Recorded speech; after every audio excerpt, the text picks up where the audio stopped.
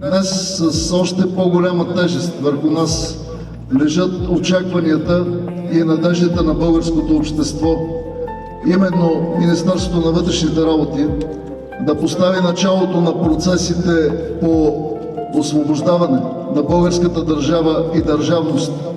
от тежката прегръдка на олигархията, създаване на държава, в която институциите служат на народа и поемане по нов път, различен от този през последните години на прехода. Именно тази огромна отговорност лежи върху нашите плещи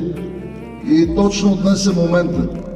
да покажем, че обичаме родината и народа си и сме готови да им служим, че в това министерство понятията дълг, доблест и чест не са изпразнени от съдържание думи, а са принципи, които ни водят в ежедневната ни работа.